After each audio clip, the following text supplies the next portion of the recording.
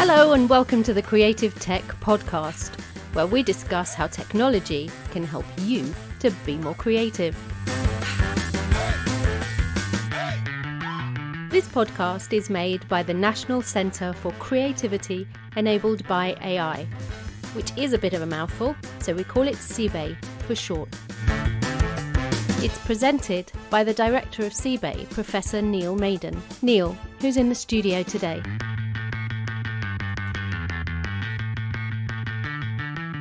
Thank you very much, Sam. Today's podcast guest is a creative force in her own right. She is a highly successful business executive who has bought, ran and sold very large media companies in the United States. She has also written a number of best-selling and award-winning books on her experiences as a female leader in hyper-competitive, male-dominated American corporations. And she's a favourite, much-admired TED Talk speaker. I'm honoured to have Margaret Heffernan join us in the studio today. Hello, Margaret. Hi, Neil. How are you? I'm very well. Whereabouts are you today? I am in the beautiful Somerset countryside. I live just outside of Bath. Fantastic. What can you see out of the window if we have to paint a picture for our listeners? I can see a rather beautiful prunus tree, all of whose leaves are bright red. I can see some roses absolutely at the end of their season. And I can see a rather grey sky. Oh, grey sky. Well, at least I have blue skies overlooking Italian rooftops. So maybe we can mix and match our images and reach the perfect venue for this. Where are you in Italy? I'm based in Venice. I have the family homes in Venice, and obviously I work at the university in London. Poor darling Venice. How terrible for you. I know. It's a quality of life ambition. One should live where one wants to live at some point in life. Exactly. Good for you. Thank you.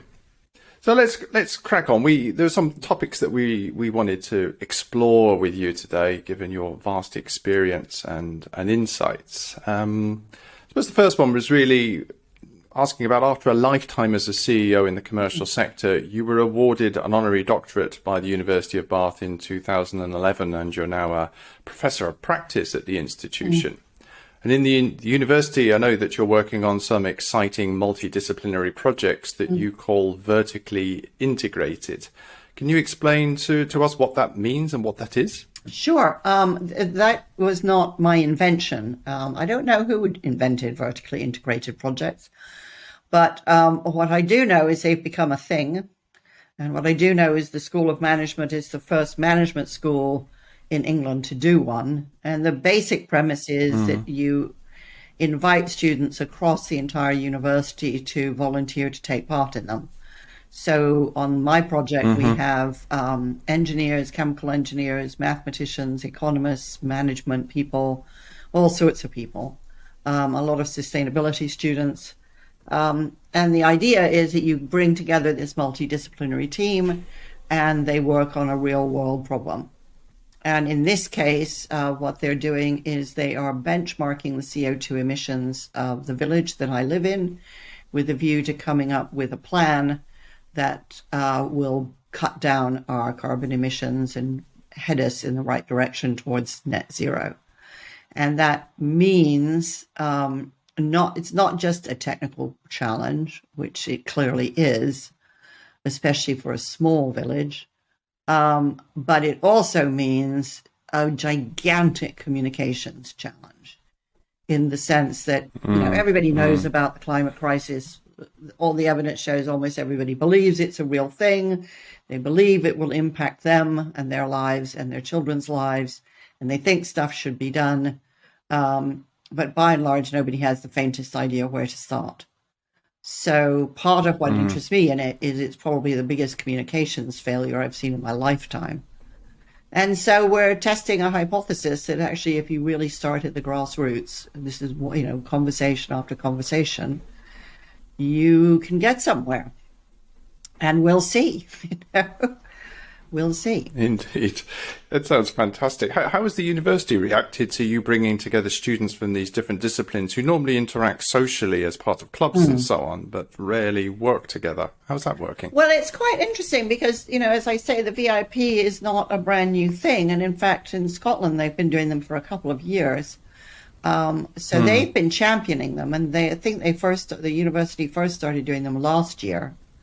And I really I was talking to a sustainability consultant who said, well, instead of just doing a random survey, which isn't going to tell you very much, you should do a benchmarking study so you know where you are and where the problems are. And you're at the university, you should get students to do it for you. So I thought, wow, that's an excellent idea. And I looked around to see where within the bureaucracy of a university something like this might be done. And I discovered the VIPs and thought, wow, that's a brilliant idea, because it also gives students an experience of collaborating with other disciplines, which they definitely will need in their working lives. So it was just kind of intersection of the university already doing good stuff and a casual conversation leading to a wonderful idea, and somebody in between those two things, which happened to be me, who had a burning desire to do it. So how do you find the students collaborate across disciplines? Have you found where you talked about communication challenges, do you find there are communication gaps sometimes between them, or other kinds of misunderstandings? Well, we've only really just started. I think at the moment everybody's quite keen to get to know each other, and to find ways to work together. We have a team of 30 people, so we're splitting that into different discipline teams for the first stage, but then we'll break it up again in terms of the research stage, and then we'll break it up again for the implementation stage. And we'll see. I mean, I think there's a genuine feeling that everybody has a lot to learn from each other. And the management students are very glad that there's an economist in the room, and the economist is very glad that there's a management people in the room, and so on and so forth. So I think at the moment everybody's pretty gung-ho about it. And the sustainability students kind of sit across that. So we'll see. But I think, the bigger communication problem, or not problem, challenge is for them to develop relationships of trust with the people who live in the village, because otherwise they won't get the data. Nobody has to do this. And I think that's one reason why we are decades behind on the climate crisis, because we've tried to do it top down, and for the most part, it has met huge resistance, and it has cost us, possibly a fatal amount of time.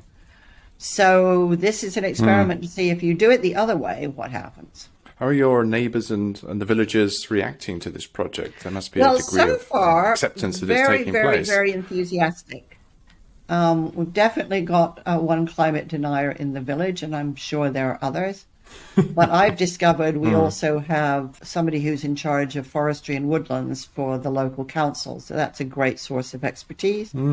We also have somebody in charge of highways in the village. So that's a great source of expertise, because transportation is a big issue.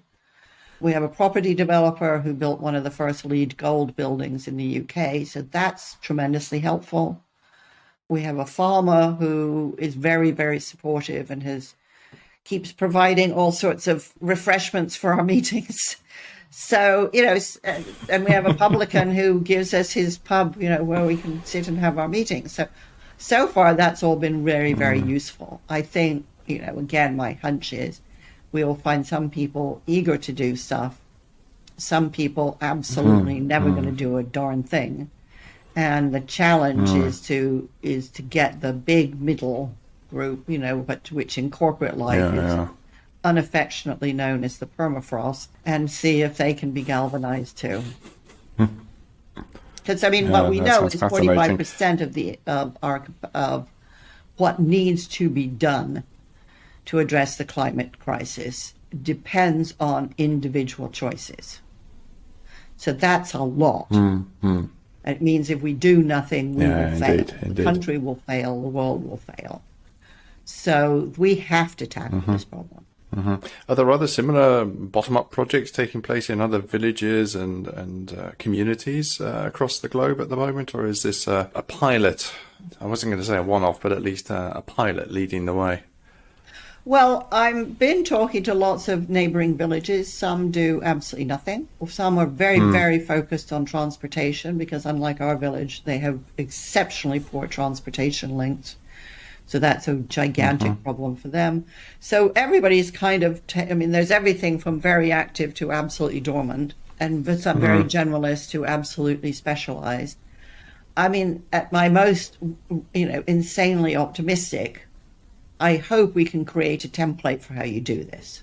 I think that is insanely optimistic. It's worth trying. We will certainly learn a lot that I hope people can either copy or learn not to do. Well, here in Venice, we're very aware of the eco challenges with rising sea levels and changes to the lagoon. So if you do need a comparator site in Italy, I'm sure I could connect you to some people. Margaret, you'd have to get on an aeroplane, but the sacrifice is worth it. Actually, I could get on a train. As you could, yes. The Orient Express comes most of the way. Exactly. I'm sure I could get volunteers for that. Expense count. I'm sure you could. So moving on to your latest book, Uncharted, How to Map the Future Together. The book argues that business requires a more creative, risk-taking mindset, one that embraces uncertainty. You describe the work processes of artists, people who are musicians, painters, and filmmakers. You also reference film director Mike Leigh, who encourages actors to improvise during rehearsals. And a key observation is that artists embrace uncertainty. They're non-linear thinkers who take time to reflect, incubate, distract themselves from the job at hand, even procrastinate, change their minds, change the way they're working.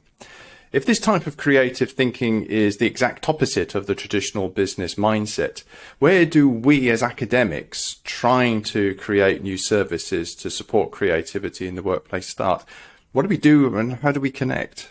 Well, it's a very interesting question. I mean, I think in many respects, the best programs for people in what are loosely called the creative industries do two things. They do three things, actually. They provide a space with facilities where the creative discipline can be explored. So that may be, music studios, it may be, sculpture studios, painting studios, that kind of thing. They provide a community of soulmates, which is clearly, demonstrably, absolutely critical. And they provide mentors. So more experienced artists who can provide advice, insight, pint of beer when need be, when it gets hard, because it's when it gets hard that something really interesting is happening. But these are demonstrably absent from most businesses. You tend not to see these studios. There may be some notion of mentoring, but it's probably not the form of mentoring that you're referring to here. Well, it depends on the nature of the business. I mean, I would say that in the tech businesses I ran, a lot of the very, very, very young technologists got quite a lot of mentoring from some of the more senior ones, and vice versa, right? So that was very fascinating to watch. So my CTO had been actually the recipient of the first ever email, and he worked at an engineering firm just outside of Boston called BBN, which was one of the great pioneers of the internet. So he was just a phenomenal person, a phenomenal engineer, and also an adorable human being, who was an extremely steadying influence on some of the very young engineers we had. But equally, he was really interested in the new stuff that they were doing that he wasn't necessarily up to speed on. So I think in terms of community and mentoring, we provided quite a lot of that. And then we did what I think all great creative organizations do one way or the other, which is they ask hard questions.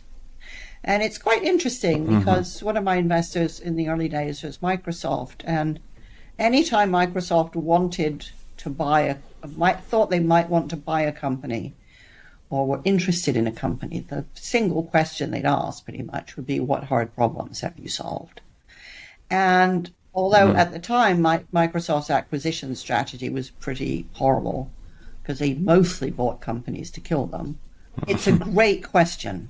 It's a really great question. And so I think one of the things that mentors can do is throw great questions at their students. So it sounds like we can observe what are the sort of the characteristics of organizations that are creative and seek to, are we propagation mechanisms? Are we seeking to encourage and repeat this behavior across businesses? Is that the strategy that you see that we might take as thought leaders in the space? Well, I think fundamentally all businesses should be or could be creative. I certainly think all the organizations I've worked in are creative. I think the minute you start thinking it's not, you're in trouble. And many companies don't think that they're in the creative business. It's one reason why, the creative sector is so undervalued by the government, for example, why they want to cut back on these silly subjects. But actually, every single object you touch in the world has been designed by somebody. And an awful lot of those somebodies went to art school somewhere. And every piece of print you read, somebody wrote it, right? So we're in fact surrounded by creativity, whether we like it or not. It is an absolutely fundamental part of human life. So I think it's, I'm seriously worried about the government's desire to essentially defund it. I think it underpins just about all the creativity in this economy and all economies. Do you think there's an issue with the notion of the creative? I would say that a science lab is fundamentally exactly the same way that I described an art college, right? It's full of resources, It's got hard problems, it's got a community, and it's got mentors. That's a nice observation. Do you think the notion of the creative industries, which by implication there are industries that are not creative, is working against us here? Yeah, hugely. I mean, I mentor chief executives of, finance companies, of construction companies, of consulting companies. They're all doing creative work. They're all trying to come up with an idea or a process or a product or a message that the world hasn't seen before and needs, or thinks, the world might need. That's all fundamentally a creative process. I mean, we all feel pretty uncomfortable when we start talking about creative finance, I think for good reason. But on the other hand, digital finance is a pretty creative industry. I mean, I think there are gigantic questions hovering over it, but it's a creative industry. I think, blockchain is in itself a creative concept, which offers huge potential to creatives. Is a dog food company creative? It better be, as meat gets more and more expensive and they're going to have to come up with different ways of feeding our pets if we insist on having so many. There better be some creativity there. There better be some creativity in explaining to people why feeding a dog a full meat diet is a climate catastrophe. Indeed. So you talked about creative spaces, communities and mentors. Our centre is very much focused on using and exploiting AI and interactive digital technologies to enhance creativity. Are we looking in the wrong place, do you think? I don't know. I mean, it's very interesting. There was and may still be a company in the US, and it has a different kind of structure than the rest of the world.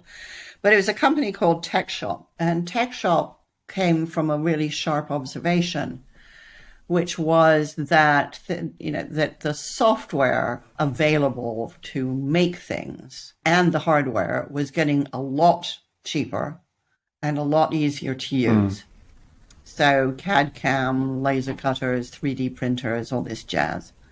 And so they set up tech shops rather like gyms where all the equipment is there and you can do with it what you want to. And prove that when you do that, people flood in and start making all sorts of incredible things. It's one of the places where Jack Dorsey prototyped Square. And they discovered very quickly that just having the equipment wasn't enough. actually having a kind of open platform to share expertise and experience was vital. But the other thing that was really interesting is when Ford Motor Company put a tech shop inside the company, which anybody in the company could use for anything, the number of new patents went up by 50%. So actually, there is a point at which if you put the right stuff in the right place, adjacent to people who like making things, guess what happens? They start making things. Yeah, now that lesson about sharing expertise is something that we can certainly take on board. We're going to move on a little bit now about self-belief. And I know that you, like our own team at the moment, are very interested in how we can encourage self-reliance and self-belief, which are fundamental to a person's creative process. We're exploring how built-in support for creative self-belief and our creativity tools can be delivered.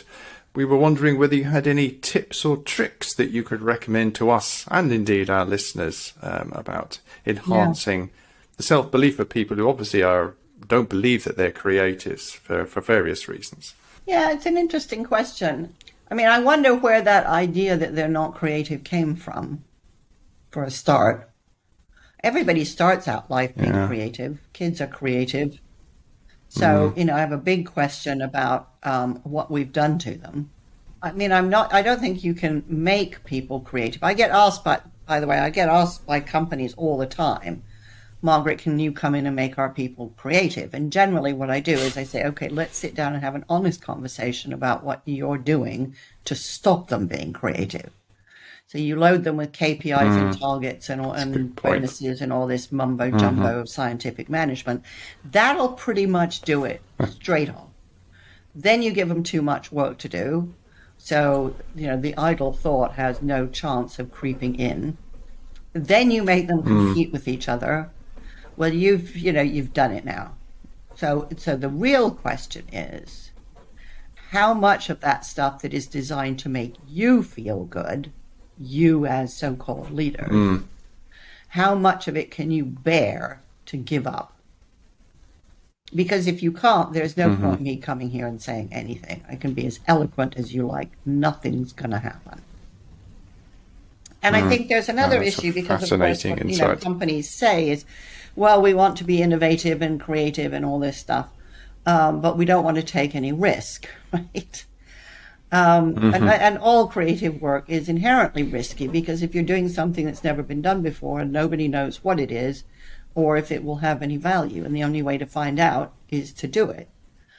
But I also think that many, many organizations and institutions miss something pretty crucial here, which is they can see the risk of doing something new. What they don't see is the inherent risk in sticking to the status quo. And if you want to understand that, go and shop at your nearest Debenhams, right? Clung to the status quo, until it was just dead on its feet. Because they stuck to what they knew. They stuck to what worked. They stuck to what they were comfortable with. Sales, discounting, competing with every other shop on the high street, cutting costs left, right, and center. They were really comfortable with that, and they had all the metrics they needed to see that they were dying year after year after year, but they didn't dare risk doing something that might have stopped that. So how do many businesses or most businesses react to your suggestion that they should stop doing things that impede their employees' creativity? Do they normally throw their hands up and bring in another consultant, or are they receptive to what you suggest? Well, sometimes they do go and bring another consultant, and that's great because I don't really want to waste my time if they don't mean it. I've got a lot of stuff to do that's very cool and fun. And some of them start thinking, okay, well, we'll do some experiments or some pilots and we'll try something. And by and large, then I would say they're kind of amazed. So they start doing some experiments and, gee, guess what? People actually, if you throw them a hard question, they actually do have really good ideas. Wow, who knew? And then the issue is, okay, really so how much support are you going to give them? How many resources are you going to give them? And some of them do it very, very slowly, and because they have responsibilities to the rest of the company and to their workforce, and sometimes their shareholders. And, and a lot of them become very excited and very positive, and all sorts of great things happen. Some do it so slowly that the really creative people who can now feel what they're capable of lose patience and leave. Oh, fascinating. Well, you certainly given me an insight. We have to just help our clients take stuff away as well as exploit our innovative technologies. So what I want to do now is just move on to a regular feature that we have in CBay. Our aim is to build technologies that support and inspire people to be at their most creative selves when it comes to problem solving, collaborating, and everyday interactions. We call it a form of creativity on demand. So in this regular feature, I tend to have 3 questions to test your creativity on demand, Margaret. And the first one is, what is the single most important thing you require in order to be creative? But I suspect you've already given us the answer here. Well, it's really just time. I mean, I think, when you overwork people and they have no time to think, then they have no ideas. And I just need time. I mean, I have a habit, when I'm on trains, which I am quite a lot, of always making sure that, at least the first 15 minutes, I just spend looking out the window. It's astounding how fast, if you give your poor, tired brain time, it will see things and put observations together and come up with things that, if you overwork it, it absolutely won't. So you need time. Yeah, the importance of incubation. So thank you. Yes, time for creativity. Second question is, if you could have create any app that could do anything, either real or imaginary, what would it be? I would invent a jargon buster. We have spell checkers and we have grammar checkers. And I would invent something that, as you wrote, would actually stop jargon from entering into your text. I think jargon is actually an enemy of thought. I regularly hear people say globules of words or read globules of words that, as far as I can tell, mean absolutely nothing. When I finished writing Uncharted, I did a word search on it to make sure the word engagement did not appear once. Because people use engagement like they think it's a thing, right? They don't really know what kind of a thing it is. I loathe it. And it's also, when they talk about employee engagement, it's like, okay, so you've just implied, if you see that engagement is a metaphor for gears, that you think your employee is a machine. We're in the wrong place already. Just cut it out. And ask yourself, when you hear yourself speaking, do I actually know what that means? And fantastic. A gigantic amount of academic and corporate language is an obfuscation. It's determined to stop people thinking. So I would invent a jargon buster. Yeah, indeed. Well, I'll introduce you to my Bayes colleague, Andre Spicer. I think wrote a book about business bullshit the other day at Year, and I think he had a very similar theme. So yes, the jargon buster is the required machine. And our last question is, if you could remove one thing from the world in order to make humans more creative, what would it be? What would you throw in the bin? Well, I have 2 things for that. The first is I would throw grades out of education, because grades distort people's motivation and they distort their sense of their own capacity. So I would throw them in the bin. And I would also, if I could have an extra go, I would throw out any belief in the value of multitasking, which is, again, another creative nightmare. It doesn't work. The more you multitask, the less you remember the material you've been handling. I mean, it's just a catastrophe.